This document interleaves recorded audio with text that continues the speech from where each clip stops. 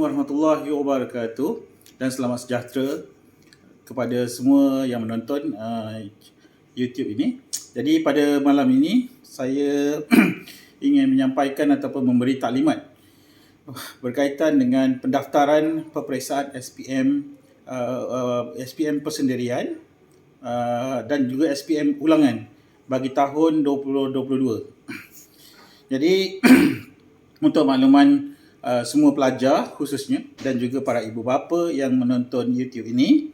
Jadi pendaftaran bagi calon persendirian baharu, iaitu untuk pendaftaran baharu dan juga mengulang bagi SPM tahun 2022. Jadi akan dibuka mengikut seperti edaran jadual kerja oleh Kementerian Pelajaran ini pada 8 Mei 2022. Jadi pendaftaran peperiksaan secara dalam talian iaitu website SPPAT SPPAT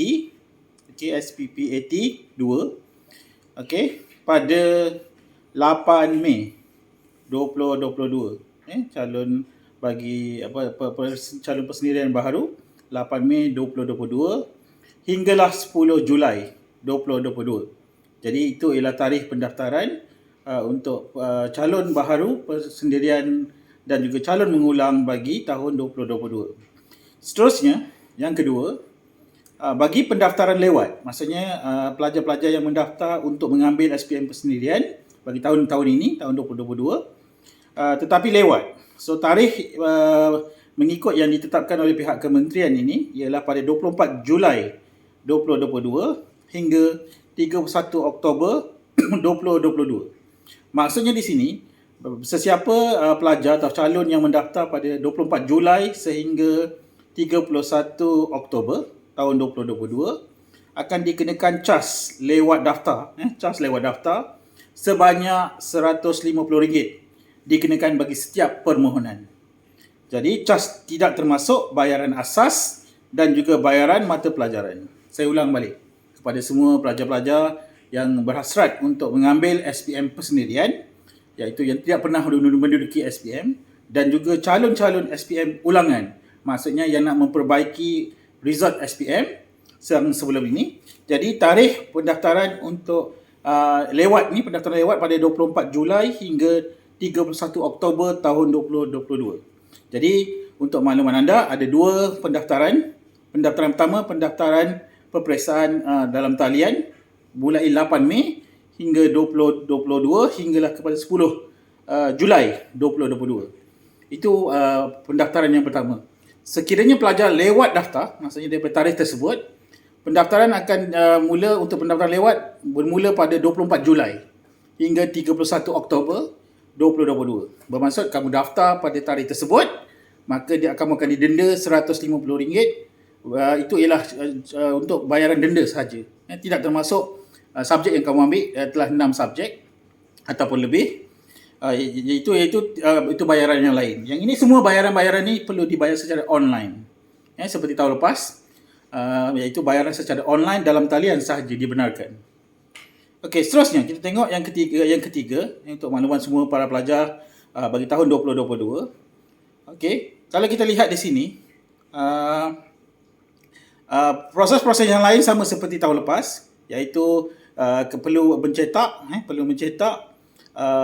setelah anda mendaftar. Anda perlu mencetak dan membuat bayaran secara online. So cetakan tu perlu dicetak. Kemudian akan dihantar kepada pejabat pelajaran daerah, unit peperiksaan, dan juga ataupun pejabat pelajaran unit peperiksaan Jabatan Pelajaran Negeri mengikut negeri anda masing-masing. Okey, so itu ialah berkaitan dengan jadual kerja yang baru dikeluarkan oleh pihak Kementerian Pelajaran berkaitan dengan calon persendirian baharu dan mengulang. Jadual kerja yang telah dikeluarkan oleh pihak Kementerian baru-baru ini. Jadi saya harap dengan taklimat yang ini, semua pelajar jelas bilakah tarikh peperiksaan, tarikh pendaftaran. Okey, dan kemudian yang keempat, sebelum saya terlupa, perkara yang sangat penting, dalam makluman ini juga dia menyatakan, maksudnya pihak Kementerian menyatakan bahawa peperiksaan SPM ulangan dijangka akan dilaksanakan pada September juga seperti tahun lepas. September untuk SPM ulangan bagi 3 subjek sahaja, iaitu Bahasa Melayu, Matematik dan Sejarah. Manakala SPM untuk semua subjek yang lain akan berada pada bulan Mac tahun 2023 seperti biasa. Okey, jadi itu ialah yang kamu kena tahu berkaitan dengan taklimat yang saya bagikan, taklimat iaitu berkaitan dengan jadual pendaftaran peperiksaan SPM persendirian dan SPM ulangan. Okey, akhir sekali untuk taklimat pada kali ini, saya mengharapkan semua para pelajar memahami bahawa pendaftaran untuk SPM persendirian dan juga SPM ulangan hanya berada di atas talian saja, iaitu sppat.moi.gov.my. Okey, jadi yang akhir sekali saya ingatkan sekali lagi, pendaftaran mula dibuka pada 8 Mei 2022 hingga 10 Julai 2022. Itu pendaftaran yang pertama. Bagi pendaftaran yang lewat dan berdenda, mula dibuka pada 24 Julai 2022 hinggalah kepada 31 Oktober 2022. Jadi sekian, terima kasih.